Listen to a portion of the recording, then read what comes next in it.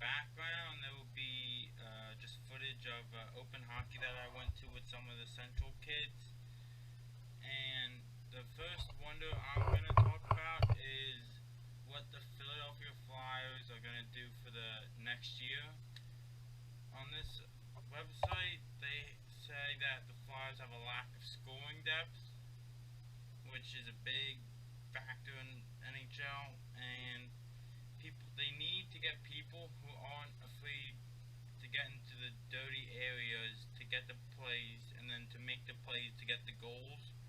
Also, they need their top players to produce the goals in dire situations, and they can't keep giving the teams chances at the end of the game or end of the period to get back into the game by tying it up and then going into overtime, which they'll probably lose because they suck at overtimes or shootouts. But I think they have to get forwards that play more of a defensive role, and then defense that play more of an offensive role, because that helps out the offense and defense both. Also, it says that they have to keep the players healthy, which in any sport's a big thing that every athlete has to be. They all have to be healthy, working to the best ability. And then another wonder I have is who's going to win the 2016 Stanley Cup playoffs. It is between the San Jose Sharks and the Pittsburgh Penguins. This is the first time Sharks are ever going to the Stanley Cup final in their whole career as an organization in the NHL. Penguins won in the Stanley Cup in 2007, I believe, and they're actually playing Game 1 right now where I'm recording this, and it is currently 2-0 Penguins at the end of the first period, which I hope they don't win because I don't like the Penguins, only because they are a rival of the Flyers, and the Flyers are my favorite team. But then also NHL analysis, there's like 10 people on the thing, something like that, and they said, like, most of them said the San Jose Sharks are going to win, which I believe they are, because they are just a better team. Even though Penguins are a good team this year, I just believe that the San Jose Sharks are a better team, and they deserve it more than Pittsburgh. And then another wonder I have is the whole ice hockey and how ice is made for the rink and all that. And since I just got a job at the Winding River, it was actually maintenance week, and I took a part of the rink, which was the first ever experience of mine taking apart the rink, only because I usually just play on the rink. But it's weird because on the bottom of it is, you would think there was something else, but it's just like concrete, and then they paint it, and then they just put water in it, and then just freeze the water, and it's just frozen water on top of the ice. And then they just have compressors and all that, just making the ice cold. But then they have heaters that make the place warm enough for the people to enjoy the game. And then the next wonder I have is that the Dodge 2015 Challenger Hellcat SRT8 is going to be a class-killing American muscle.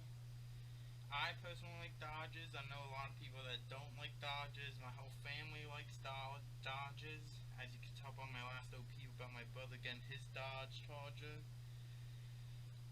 It's just, there is no American muscle car that can compete to the European high-end cars like Ferrari and Lambo.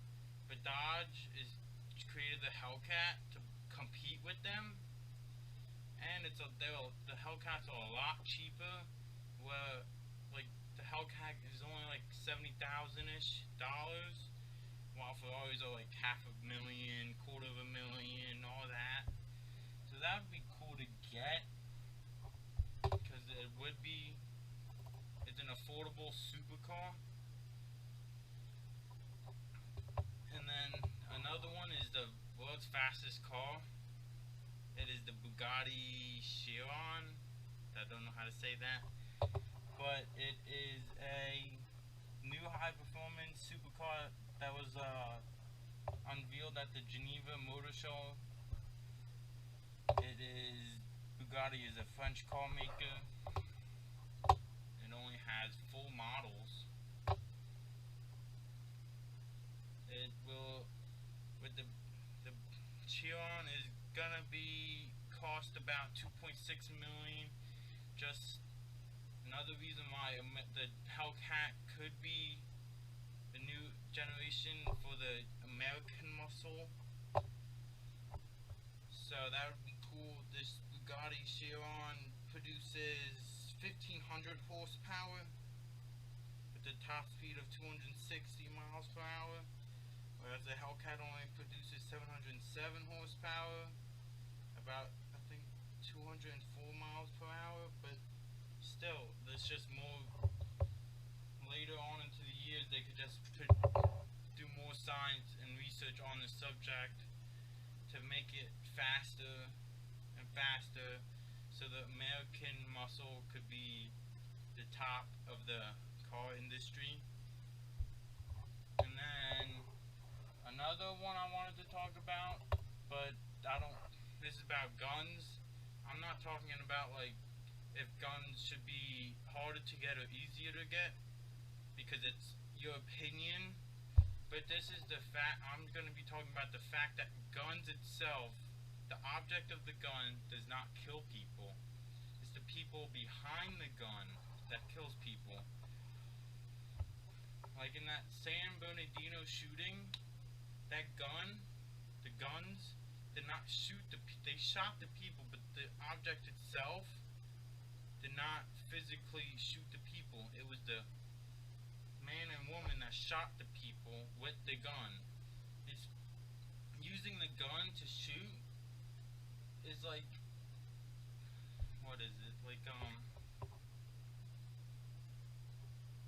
it's just an object to use, like a knife to cut something. Bam. But guns physically cannot shoot by themselves because they're just an object. It's like putting a knife down on the table and a knife cannot just be expected to cut something, just like the gun cannot just shoot something.